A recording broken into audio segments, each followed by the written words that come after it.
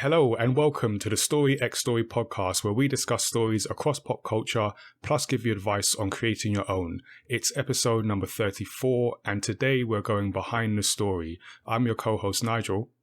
I'm Tazziii, streamer and co-host. And our guest today is Ahmed El-Badawi from Sumo Digital. Ahmed, how are you? Hello, I'm good, thank you. And how are you?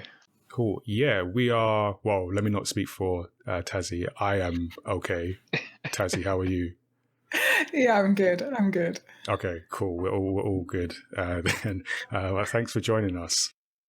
No, my pleasure. Before we get into the questions, just to remind listeners that you can subscribe to Story X Story on Apple Podcasts, on Spotify, and wherever you get your podcasts from. You can also send us feedback and questions to feedback@mayamada.com or throw them at us on social media, at mayamada on Twitter, at mayamadatees on Instagram, or at Tazziii on both.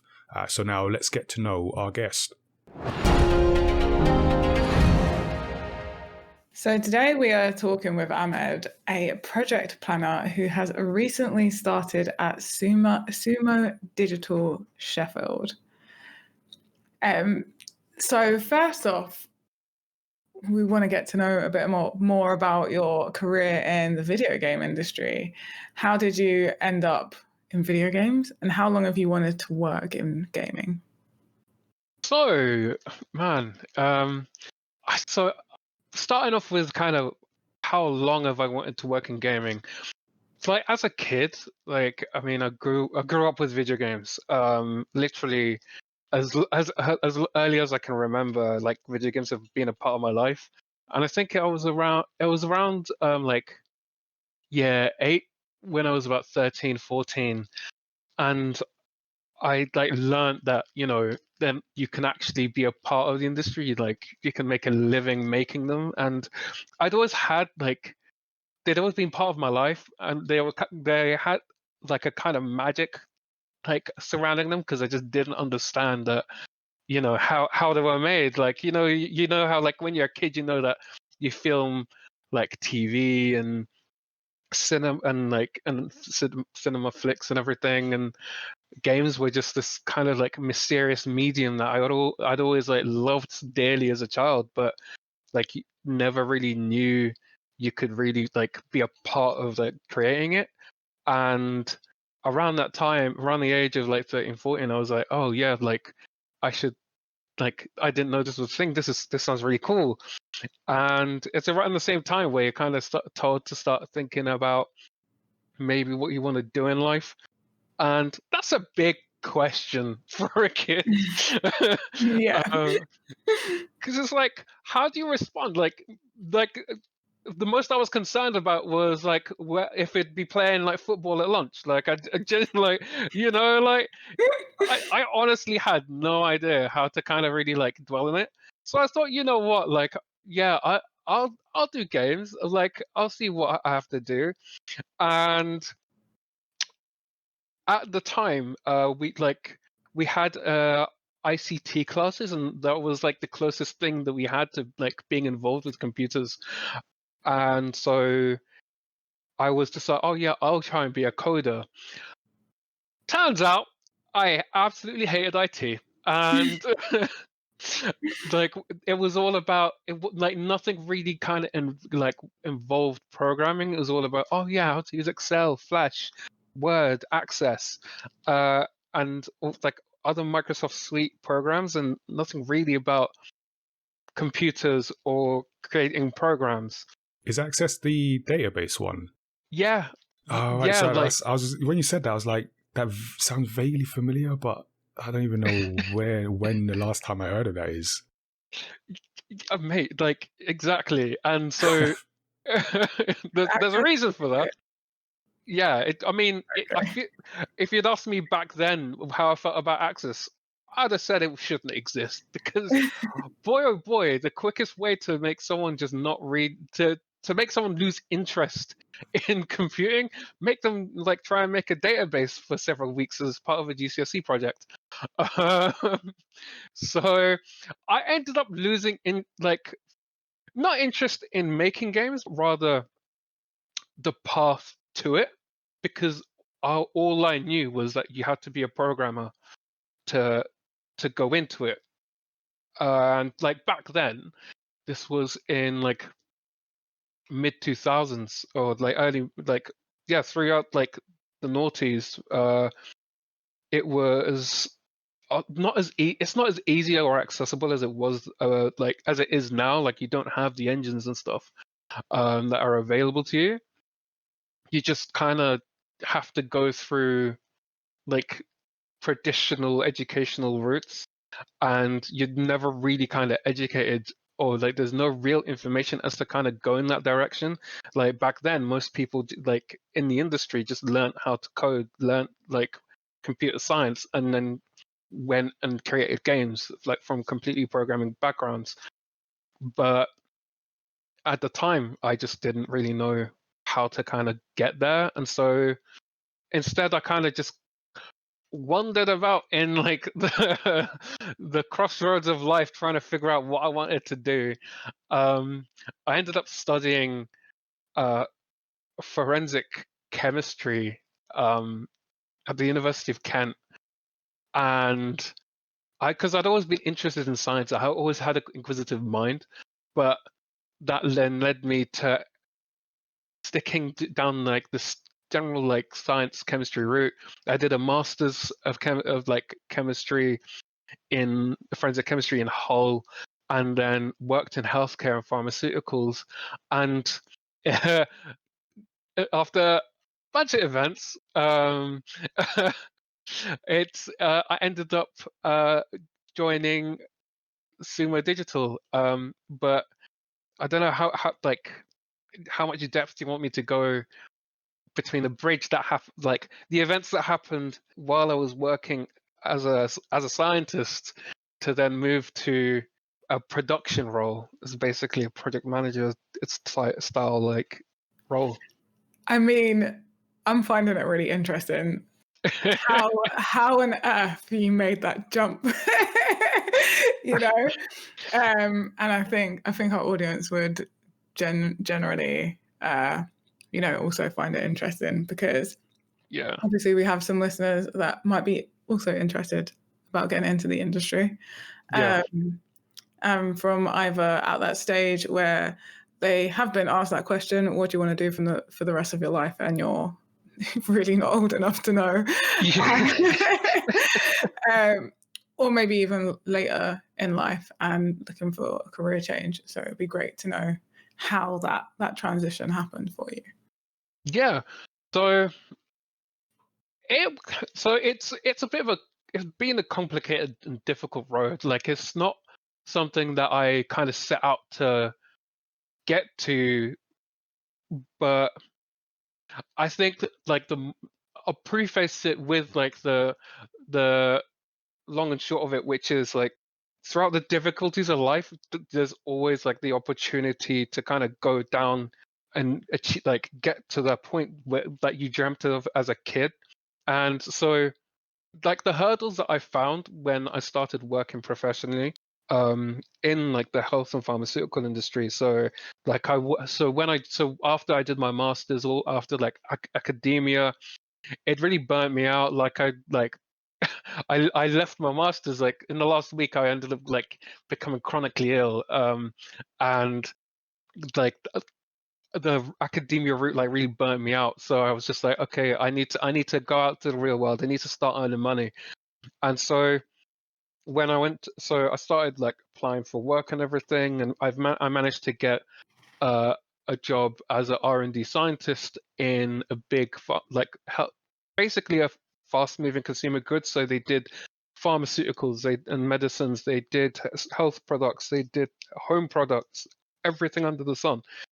And they're quite big. They're I think one of the FTSE 50, I think. But I don't know if I can say their name. I don't want their lawyers after me. That's fine. You don't have to say their name.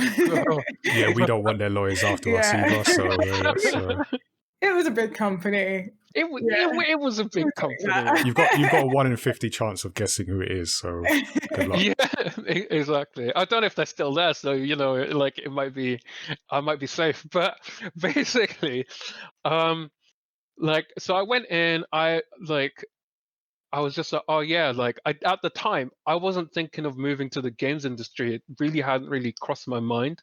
But I'd known more and more people who, like, my time at university, and this is advice to anyone who's thinking about like getting into the games industry and isn't currently in like kind of that traditional stream, or like in the area like where you like your trajectory would be video games.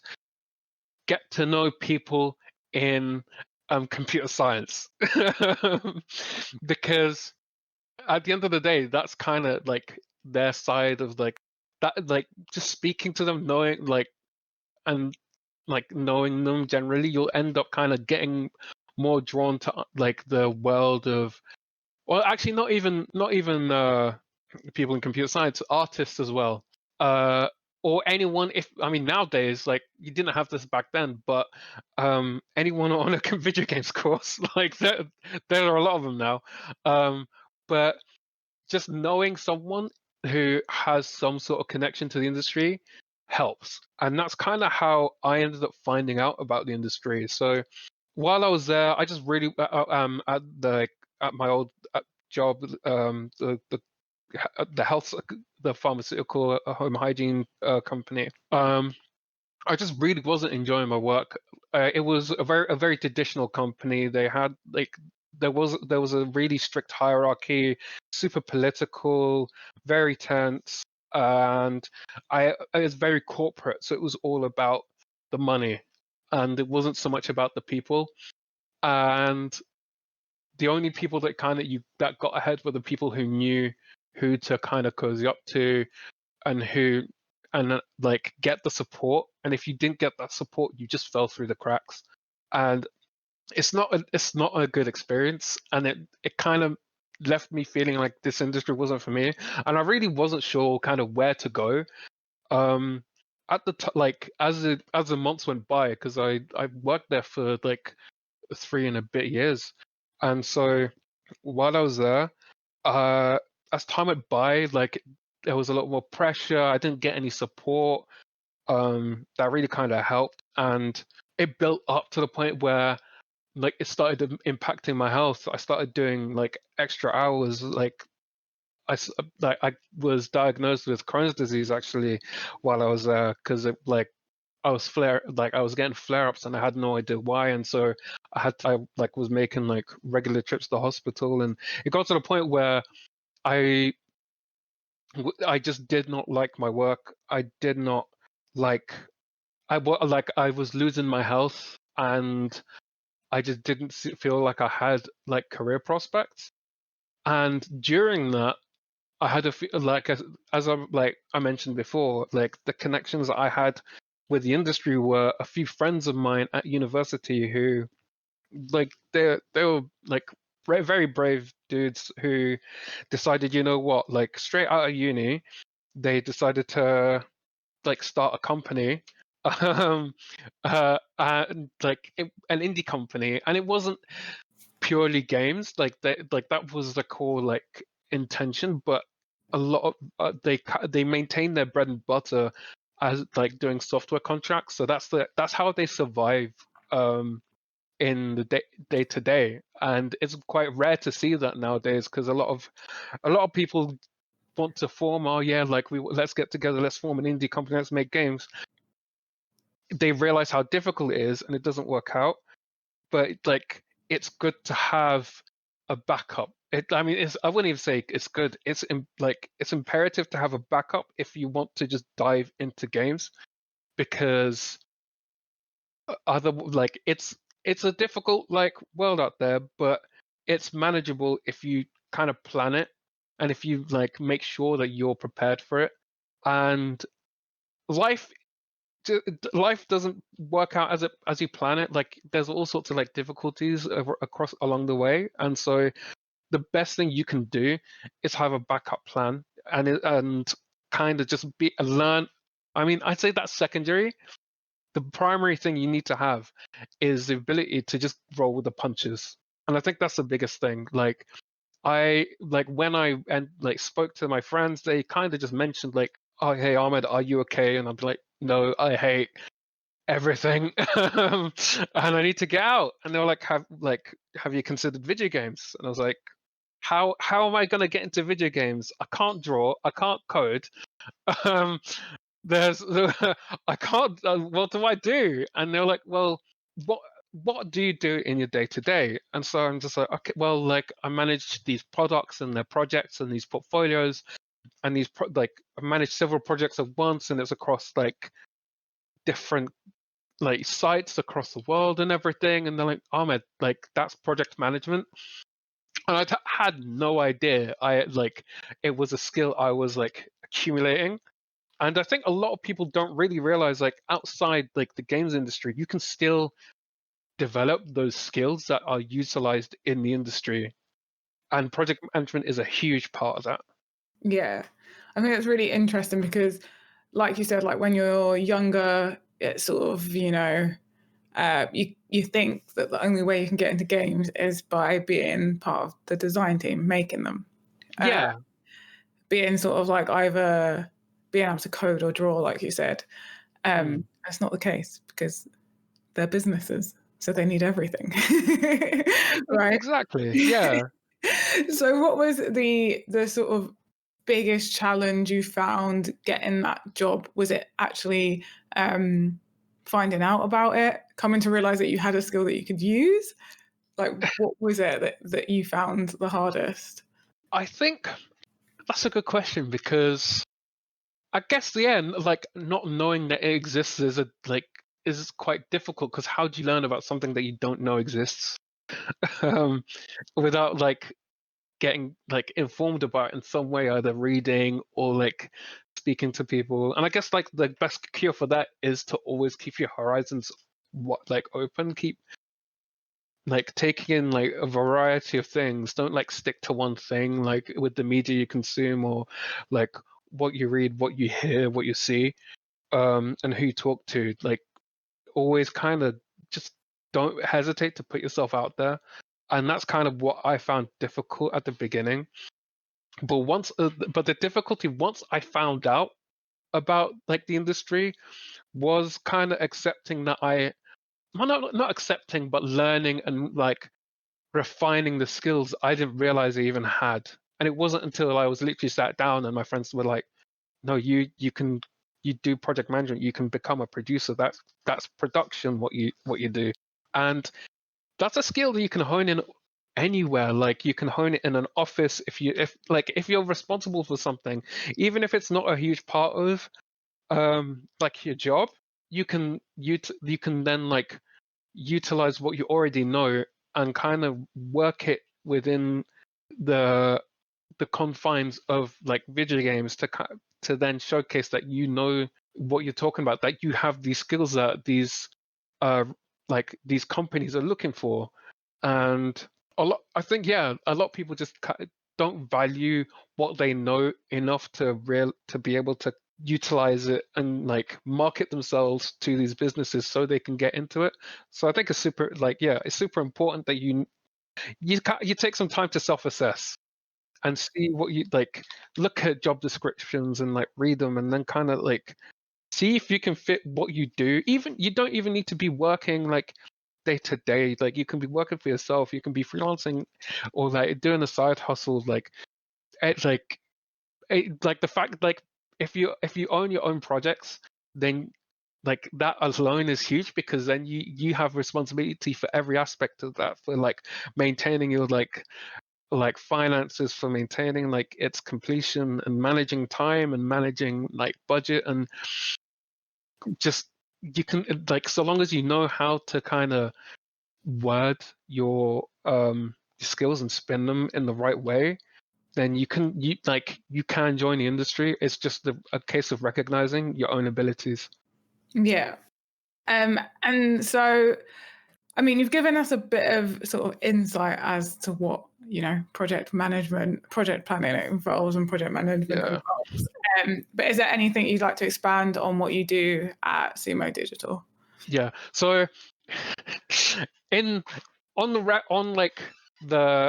record, it like not the record. Technically, I'm a project planner, so they can justify paying me how much they pay me. But my role is a junior project manager. And at the end of sorry, I forgot the question. Is there anything you want to expand on what you actually do at Sumo Digital, like maybe day to day or what that looks like?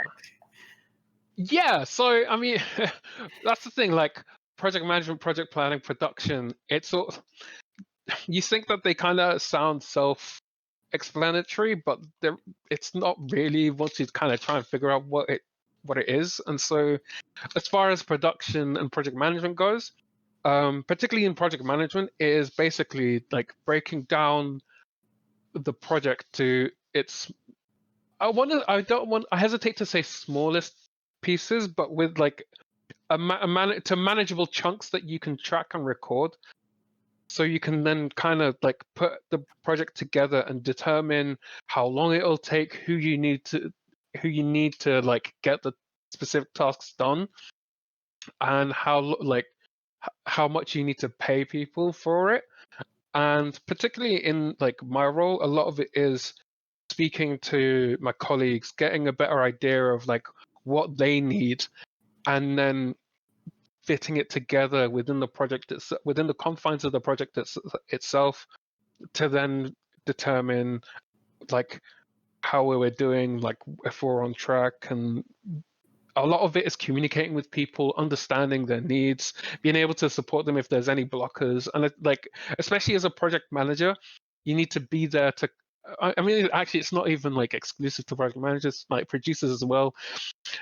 You need to be able to, you need to serve your team as well as lead it, because you need to be there to give direction, but also make sure that they are working as like to the best as they can and in the best environment they can be, and like are feeling the best they can be. So like, you don't want, if anyone's got any issues, even at work or even at home, you need to take that into account. You can't be burdening them for the sake of like your own greed. That's not serving like your team. That's kind of being like some sort of like overlord, and that's bad project management. Because at the end of the day, it also like, if people aren't happy to work on your project, then your project itself will suffer. So you're just kind of sorry. No, go ahead. Sorry. You're just kind of like having a sort of like that overview of everything that's going on and making sure your team's able to focus on their individual tasks without being overburdened with, you know, the concept of the whole project. They can just sort of help stay focused and work on that. Yeah, it's pretty spot on. And the thing is, with project management and production, like I said, production, being a project manager and being a producer, they are essentially, in most places, they are the same thing. Like, if I went to another company, with the skills I have, I could easily go in as a producer. It's just there are finer differences between the two. So, like, being a producer usually in other companies involves more like direct like management of a team, as opposed to a project manager who just looks at like the tasks and the data and the numbers. I say data like there's a lot of like data, like there isn't data, it's not science. But they overlap a lot in the Venn diagram. Basically, they are pretty much interchangeable depending on where you go. And so we spoke a bit about earlier about you obviously studying ICT in secondary school. Yeah. And then sort of not really enjoying it, going into science. But would you call yourself a tech whiz now? And sort of what are the key skills for your role?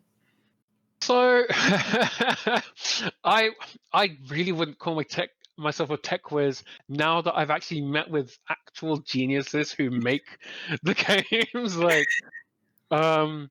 there are some just really intelligent people in video games, particularly in the coding side of things, where they talk about maths like they're talking about like their dinner. Like it's mad. So I wouldn't I've say, had that experience. That's because I used to be a software engineer, and not in video yeah. games, but just in general. And like I was okay. I was good at it. I was good enough. They kept paying me every month, but like I'd speak to people who like really cared about this stuff, and I didn't like you see, and I just said like that's not me, and that's kind of when I Yeah. knew I had to coding was not going to be my long term thing, because Mm. some people are just on another level. Yeah. Oh, hugely. I'm the only one in my friendship group that has like 1% knowledge of coding. Yeah, I mean that's the thing. Like I'm kind of now I'm kind of there. Like all my friends are they didn't like with the exception of like the guys who hooked me up. Therefore, shout out Beta Jester, by the way. They helped me out so much. But they, with the exception of them, most of my friends don't really know how to code. And even then, like I can't really say I know code because like I started to dabble in it with the fact that you, like nowadays you have all these engines at your disposal and not all free to kind of like get started, and that just didn't exist before when I was younger. So like now any like my little cousin could like if he wanted to make games he could. Like you have Unity, you have Unreal, you have Godot, you have all sorts, you have Twine, and it all kind of like tapered, like not tapered, but basically made for people with different skill sets. And as far as like I go, I wouldn't say I'm a tech whiz, but that I mean that clearly didn't stop me from getting into video games. Like just knowing kind of just broadly enough what entails making a video game and showing that you have the interest to kind of learn about that side more. I mean, you don't have to learn coding, but knowing like the bits and like the bits and pieces that you need to put together to make it is always like a good start. Because like how can you jump into an industry when you like don't know what it is you're going to do? But it's not something that you need to study for. You don't need a degree to be like, oh, now I know how video games are made. Just read the articles, like go online, read like books. A lot of like project management books out there are amazing, and they kind of go into like a bit too granular detail, but it depends on like what your needs are. But fundamentally, to kind of like as far as this role goes, so all I needed to know was kind of what makes a video game. So like, and what the functions are, and like that you need to be there. So code, art, design, and how those three like pillars mesh together, and the way you mesh it together is through production. Like production is there to facilitate and lead, and so leadership skills like you can learn them at school. Like it's just a case of just being accountable and not and being prepared to be responsible for the actions of people. And I mean that and like having the capacity to trust the people you're going to work with. And sure, like it's a rough road because like it relies on trust, but so long as you steer yourself, you learn how to manage your emotions. And I think that's a really important skill to have, like managing your emotions. And you won't learn that at school, like in a textbook. You need to kind of just speak to people, interact with people. Yeah. And those so-called quote unquote soft skills are super valuable in that kind of role. So when you hear people like scoffing like, oh yeah, communication, yeah, like everyone communicates.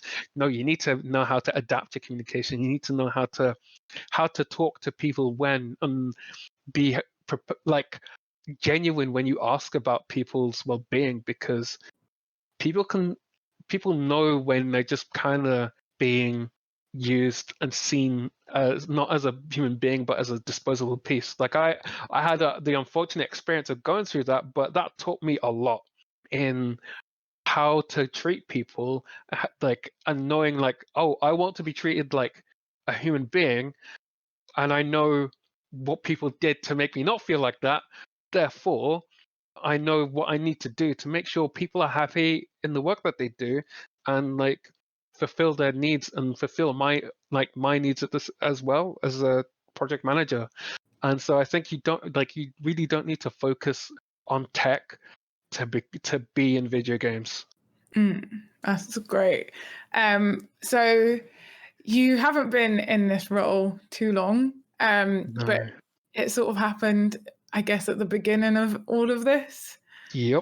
So what was that interview and onboarding process like for you? It was interesting because I think I got my interview was the week of lockdown, or I think it was like either the week of lockdown or the week before, because I think lockdown was officially the 23rd or 24th of March, right? It's all blurred into one for me. So yeah, I mean, yeah, that's fair. But it was around then, and like Sumo had kind of already, like, ahead of it, had started to like move people out of the office, and so like when I was having my interview, the guy who was interviewing me, my like boss essentially, he was like one of the last few people in the office, and it like he was there to kind of like, because it had a better interconnection at home than at home, but he still managed to like even at his home internet connection is like enough to facilitate interviews and stuff, because he's had to since then. But pretty much the entire process was digital. Like I didn't have to be there, and oh my god, did I feel so relaxed. Like just being like wearing my pajama bottoms and a smart shirt. Like I didn't even need to get fully changed. Like I brushed my teeth, washed my face, and should you be admitting this on the record? It's fine. I already got the job. Okay. What are they going to do? Fair point. Okay. I'm just looking out for you. I was just checking. Do you still wear just pajama bottoms in meetings? So, well, funny story. That's the important question. My first, basically, yes. My first video call with like the head of like project management at the company. I was in my dressing gown, pretty much with a cup of coffee, and I was lulled into a false sense of security at home. I mean, it's not even a false sense of security. I am secure and safe at home, so I just didn't feel the need to like pretend to be professional, because I like, why, like most of the time like they can only see my head in a webcam, so it's not like as long as I don't look like I crawled out of a dumpster, I'm fine. But yeah, like the whole process was over video call, and being able to have that kind of comfort made the interview itself a lot easier to kind of go through. And honestly, I think in this in the era to come, I think we're going to see that a lot more. Like with, like there's no real need to be at the office, as a lot of like things as working, a lot of companies have found like working from home. And as such, like it, like I felt like the whole interview went smoother. I can be quite anxious in like tense situations, and I just did not have that, especially considering like it was my like first proper interview as like in a for games role. I'd applied to loads of companies. I didn't even get to the interview stage, but that's part of the process. You need to kind of accept the rejections and stuff. It's not a big deal. But being at the interview and getting quizzed about your life, and especially when they start asking you questions like, why do you think we should give you this role? And it's just like, like your little voice in the back of your head is like, I don't know. Like I just wanted to be here. You're instinctively like, I mean, there's no reason you should. There's probably like tons of people way better. Like that's what you think, right? You go into panic, like oh, are you testing me? Exactly, and it's like it's such a jarring experience when you're face to face. But at home, I was just like having that like the freedom of just kind of still being in like you're in a safe environment. You don't, yeah, but that kind of voice is like easily ignored, and you're able to kind of just focus on just bigging yourself up, and just gassing about myself, and like. And the good thing was, even though I wasn't like there, they still liked like my personality and how I came across, and that's a big part of like project management, because project management is also people management. So they liked who I was, and I had the prerequisite like skills. Like I doubled down on the soft skills, as I said. So like the interview process went really quite smoothly, and I don't know like about other companies, but they provided me the kit. They just sent it to me, and even though like during lockdown there was a lot of delays with deliveries and stuff with other companies and delivery, like Royal Mail were saying how like they would have like delays in their delivery, I still managed to get my stuff in time. And I think so. The week after my interview, I got the offer. Oh no, the week after I got I accepted the offer like straight away, pretty much, because like wow, it was a lockdown and people were getting furloughed at the same time. I was managing to get a job in this industry, so after, of course, I did my due diligence in like making sure I got paid enough and kind of stood my ground and everything. I accepted it, and then the week after that, I started like and I like did it from home. And so my office is in the north, and I live in Kent. So the fact that I could just start so quickly just kind of blew my mind, and everything, it just worked out from there. Sounds like it was a pretty easy process considering, current climate of things. Yeah.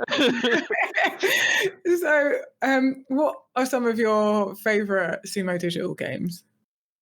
So, actually, Snake Pass, I'd say. Like, because so I was aware of Sumo Digital, but a lot of their bread and butter have been like racing games and stuff. But I'm a massive puzzle fan, and like Snake Pass is just so charming, and it's like, and the mechanical style puzzles are pretty fresh, especially on the Switch. When it came out, it was like one of the first few games on the Switch, and I think that kind of helped it stand out from the limited catalog that was there, and the fact that it was just charming and fun. Like it's not difficult. It's like a smiley little like snake, which is usually most people are terrified of them, but it was actually kind of cute, and it had a little with his little hummingbird body, like slithering around like platforms and bamboo poles and everything. It was just really a charming, well-designed game, and I just really enjoyed it.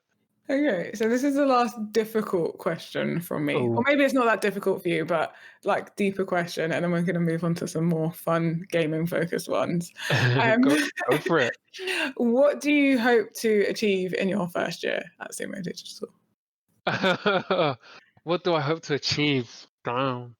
I'd say for my first year, I feel like I'd want to establish myself comfortably as a project manager, because I've like traditionally project management is very methodology focused. There's a lot of like systems governance and stuff like that. And as someone who's come out from a different industry, it's super important to me to feel more comfortable in the skills I'm learning.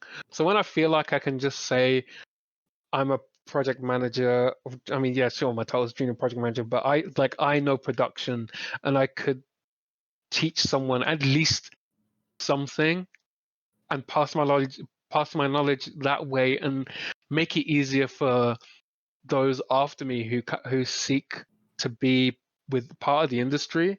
If I can help them, then I feel like I will be like wholly satisfied in my first year. Nice. It's a very wholesome answer. So A couple of sort of like more fun gaming questions, I suppose. Depends how passionate you are again between these topics. But next generation of gaming.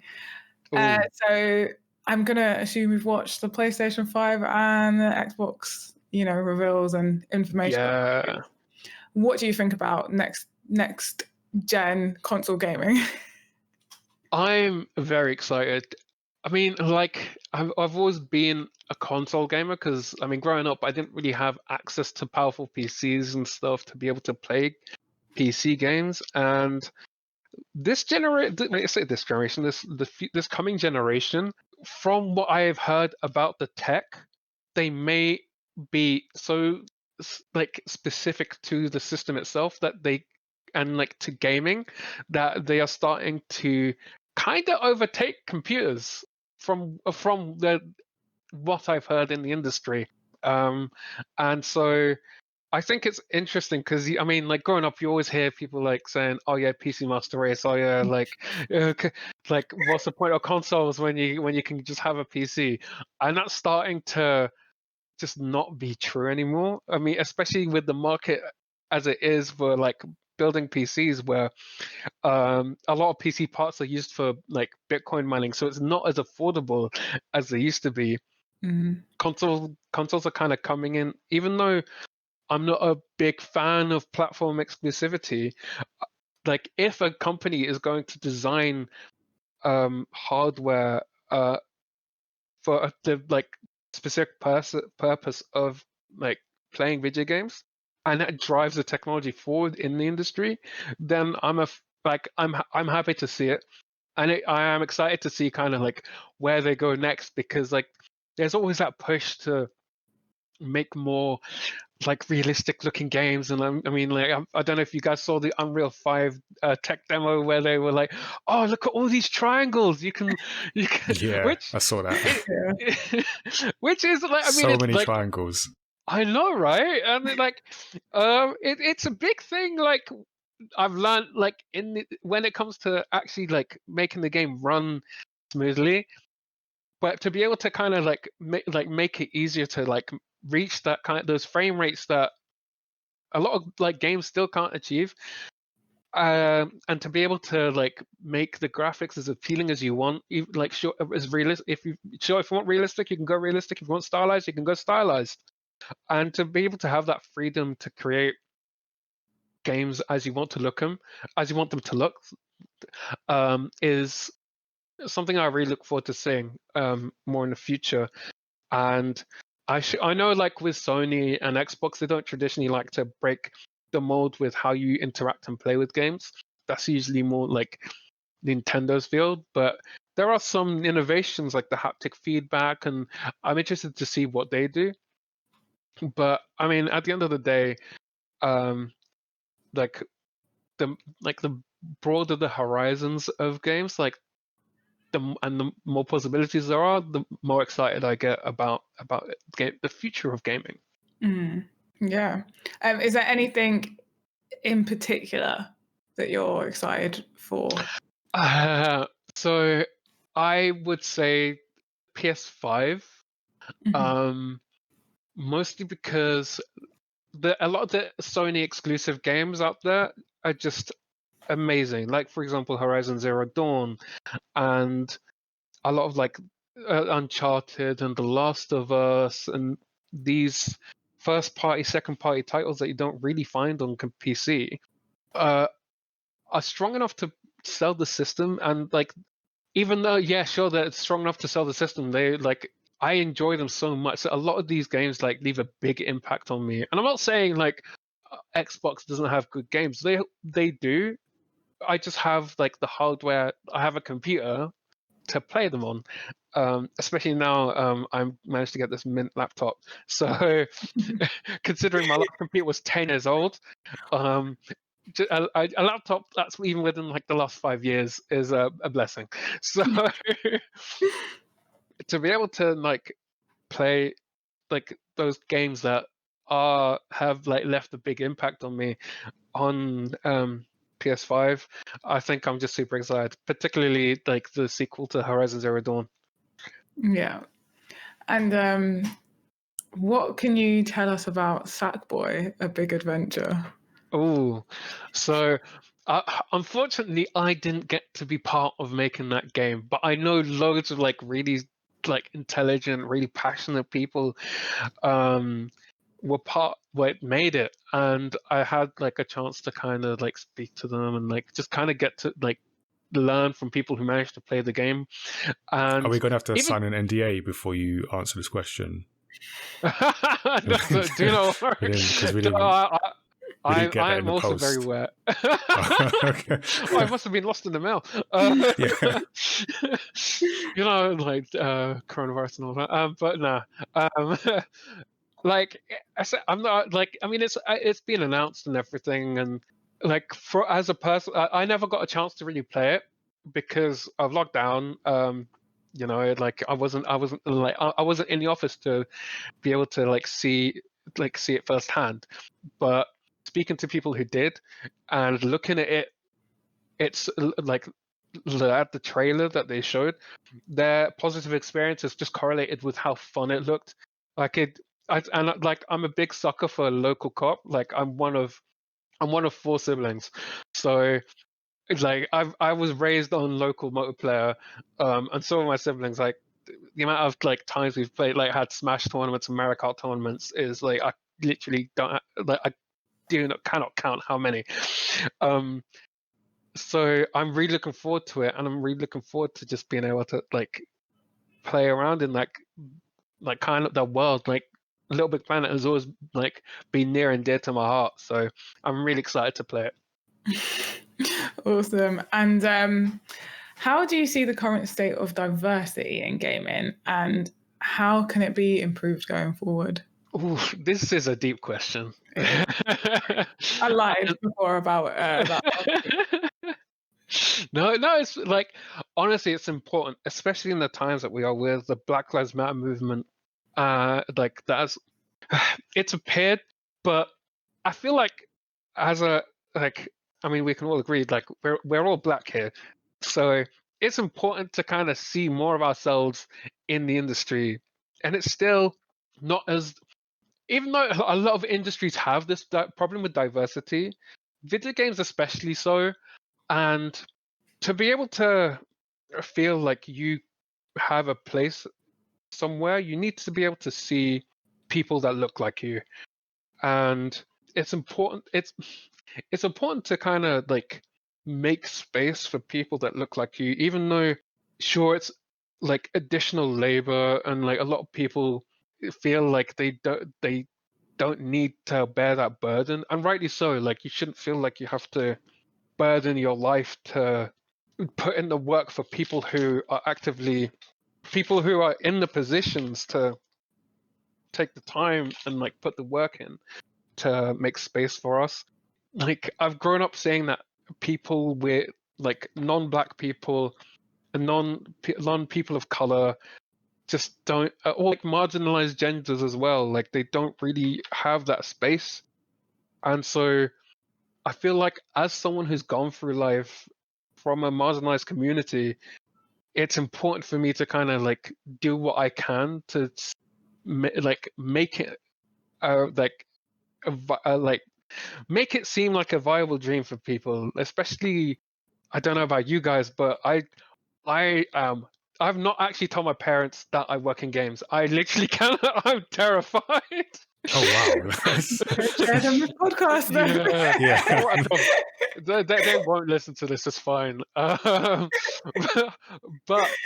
I found that a lot of people in the industry, like who are like people of color, they they've had similar experiences where their parents aren't really happy about the idea of going into video games, even though it is the most lucrative business on the planet. It's like I mean, like you need to see like the scale of Pokemon and like I think that's like the biggest franchise in the world that's existed, and that came out of video games, and like the games are still being made today, and so it's important for us to kind of like make the industry as welcome a place as it can be, because like you already have these difficulties in life outside the industry alone. So making it easier, not even easier, but making it a more just possible. Yeah, especially because like the infrastructure isn't really there to support us. I mean, I don't want to like delve too deeply into it, because I mean, like I'm not going to crack out like data and census and you can like check out the Yuki diversity report if you want to see what the industry looks like. Yeah, I looked at that. It doesn't look good. It's not it shows us that we need to work on it, and we need to get other people on board as well to support us. We need to push, and we need to keep pushing, because like I don't want people to go through the pains that I've been through, and if I can make a change in like the industry to make it easier for people, then I will. And I'm still figuring it out, but I know it's something that I want to do. That's excellent. I think you have a very similar standpoint to me, saying that, like, you've been through struggles and you know what that feels like. My thing is always I feel like I'd rather go through all the struggles now, so the person behind me can struggle a little less. That's good. That's spot on. Like standing on the shoulders of giants, I think is the phrase. And so, I mean, I'm not a giant by any means, but so if we can make it easier, that's like I can die happy. Awesome. So we're gonna lead on to a bit where we get an industry tip from our guest. So this is the part where we're going to ask you if you can offer a little golden nugget of advice for people to take away. As a new entry into the video games industry, what advice would you give to people looking to approach a similar career path? I'd say like a few golden nuggets of wisdom would be learn to roll with the punches that life gives you, because it does not hold back. If like learning how to fail, learning how to pick yourself up again is vital, not just in video games, but like generally it will get you to games better than anything you could really learn at school. I mean, they should be teaching people like that kind of thing at school, but hey ho. And to not belittle learning how, like those soft skills, like learning how to like be around people, learning how to manage your emotions, because everything else you can like pick up a book and just read in privately, and like sure, like your mileage may vary how well you retain that kind of knowledge, but you can't just pick up social skills.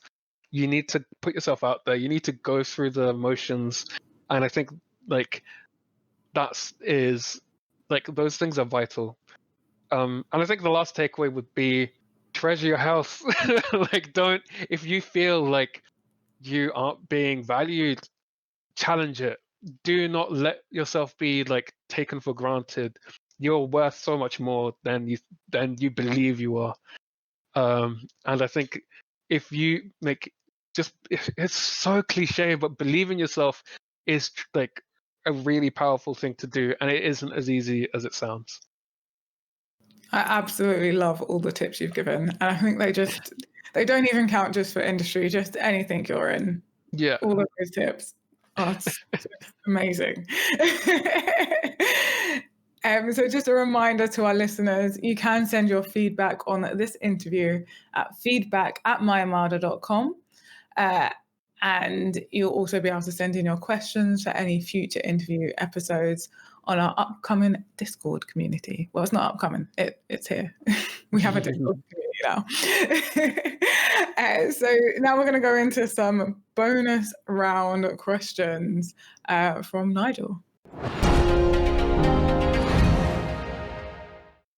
Actually, it's not even a question necessarily, but I just wanted to like double back around to something you mentioned about the idea of transferable skills, and also taking a moment to assess like what you can do, because that's something that kind of came to me very recently, and actually I'm sort of due a moment of self-assessment, because I was having a conversation about some of the things that I do and not realizing what you do, and then like maybe doubting yourself when someone asks you to do the thing you do. So even like, you know, you talk about project management, and like I'm like, oh yeah, that's what I do. Like, that's what I have to do all the time, or things like that, and not realizing it. And then what that does is kind of, it makes you, like you say, it makes you sort of doubt yourself and things like that. Like I had was it last week?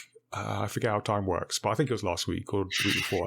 I took part in an online comic convention, and the guy who was organizing it, he asked me if I wanted to do an interview with Veronica Taylor, who used to voice Ash from Pokemon. And wow. Yeah, and it was weird. My initial reaction was like, surely there's someone better than me to do it. Like literally that was my initial reaction, just because I don't consider myself the biggest Pokemon fan. So I was like, surely you can get someone who knows way more about Pokemon than me. But then, and I had this, like, as I was talking to the guy, I was like, wait a minute, that doesn't make sense. Just say yes. So I just said yes, I'll do it. And it kind of turned out that, you know, you didn't have to remember, like, you know, we've been doing this podcast for a year and we've been talking to people. So I've been doing the very thing that he's just asked me to do. But when, for some reason, when it's like outside of yourself, you look at it a different way. So I think that's an important point you brought up, with taking stock about the skills that you have that can be applied elsewhere. 100%, man. And I'm glad you feel like, I'm glad it's not like something that I just like a rare kind of like musing from my own experience, but I'm glad it's something that like you can value it in any sort of environment. And yeah, I think it's important that you like hold fast to like those tips that I gave, where you just believe in yourself and not worry about kind of like, don't focus on failing someone, focus on like the fact that it's not like, these things aren't as difficult as they sound, or as not even as they sound to be, but as difficult as you believe them to be, based on like what goes on in your head. Like if if you see those opportunities, go for them. Like you'll only gain from them. You will learn. If you succeed, then you'll like take some you'll get some takeaways from it and learn from it. And if you fail, you'll learn even more. So yeah, like there's no loss aside from time, but you're going to lose time anyway, so may as well make the most of it. Yeah, that's good. That's a ton of wisdom. Seminar. Yeah, I know. That's where you need to go. That's where you need to go next. And just like picturing you in your pajamas giving that speech on stage. So actually, speaking of pajamas, do you have any like tips for Zoom interviews? Because I feel that this is going to become more of a thing. So like for people listening, maybe young people switching careers, that will have to have an interview over Zoom or some other platform. We're not sponsored by Zoom, but you know, if you're listening and you would like to, anyway, any tips for like interviews done over the internet? Yeah, no, absolutely. And honestly, one of the biggest things I'd say is make sure that you're comfortable. Because if you're comfortable, you won't stumble over like silly little questions like, oh yeah, like what are your strengths and weaknesses? Like if you're comfortable, like you're comfortable in yourself. So part like making sure that, say, like you don't stress that you, I mean, yeah, I can't say don't stress, because like you're gonna stress to some degree anyway. But it's important to make sure.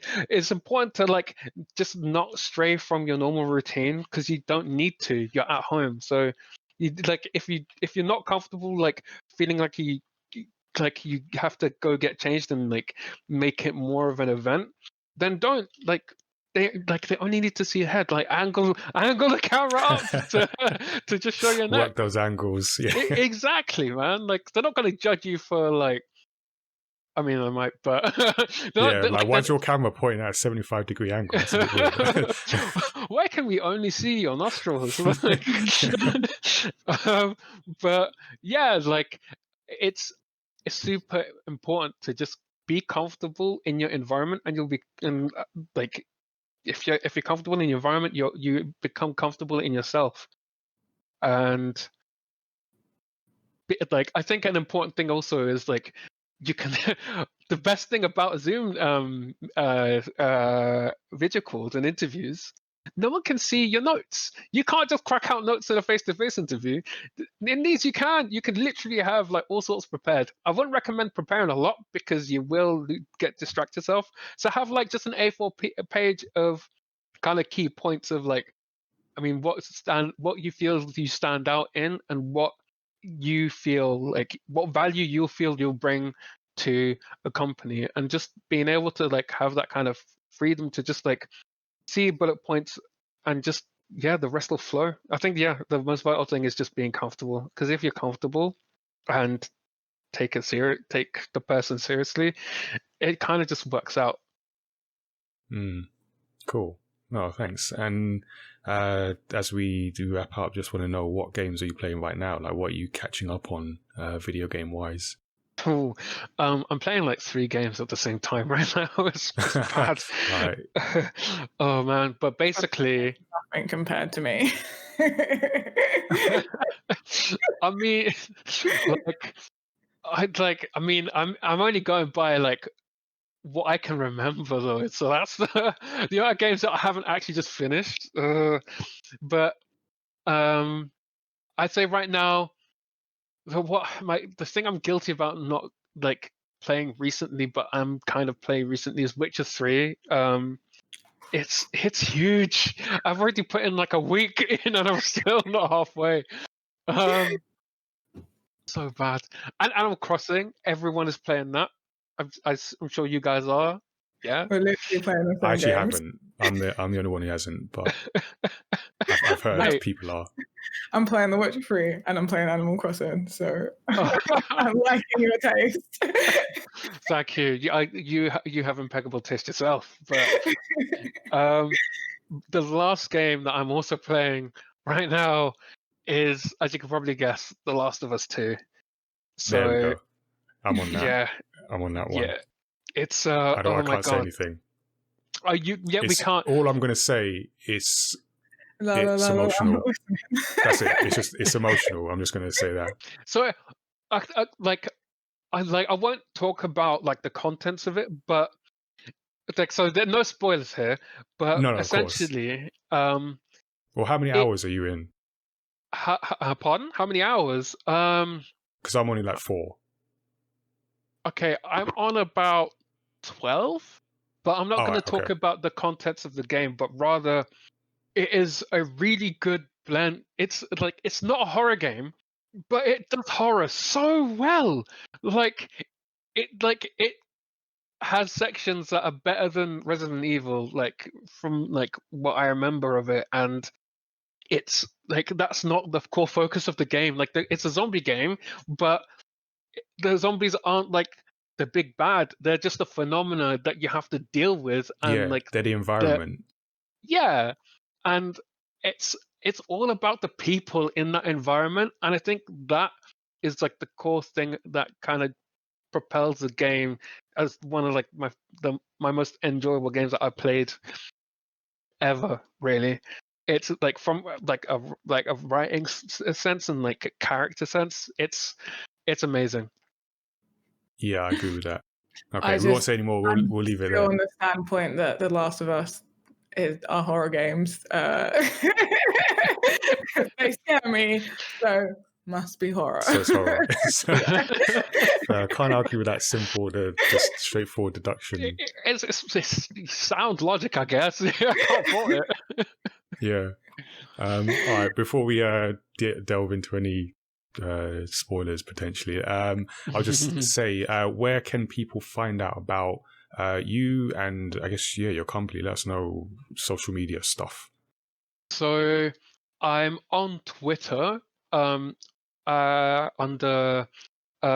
at AKMEMEME, so AKMEME, because someone took the Twitter handle that was just my initials. But you can find me on Twitter there. I guess officially, if you want, I'm on LinkedIn as well. So you can see the journey I took formalized as Ahmed El-Badawi. Just search my name there. And Sumo Digital, you can find it on all sorts of social media. You can find it on Twitter. You can find them on Facebook and Instagram. But just search for Sumo Digital and you'll see them, and you'll have probably played the games that they've made. So yeah, give them a look out. Cool. All right. And look out for Satboy Big Adventure. We will definitely be doing that. It might be a good one for gamepad, so we might have to come back to you on that. Anyway, but yeah, thank you, Ahmed, for joining us on this episode. No, honestly, it was a pleasure. Thank you for having me. Yeah, that's cool. So everyone listening, you can check out this episode, all our previous episodes of Story X Story on Apple Podcasts, on Spotify, wherever you listen to your podcasts. You can help us reach more people by leaving a review if you enjoyed the show, and just generally sharing it with your friends and followers. We make our own stories. We don't talk about the manga in the video games episode, but we do make manga. You can check that out at mayamada.com/manga, including our latest title, Hot Lunch Volume 1. And as Tazziii mentioned, we have now launched a Gamepad Discord community that you can join right now. We'll put a link in the show description somewhere.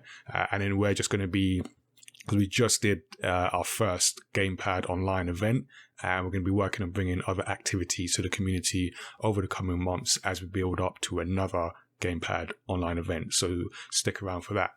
We're going to be taking a kind of recording break, sort of, over July, while we sort of plan out the second half of the year.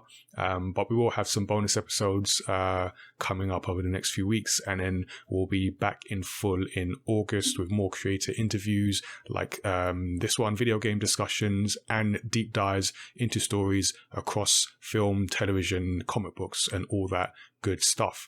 Our email address is feedback@mayamada.com. You can send us your feedback on anything we've discussed today. And our website is mayamada.com/storyxstory. Stay tuned and stay safe, everyone, because we are not out of this just yet. Take care.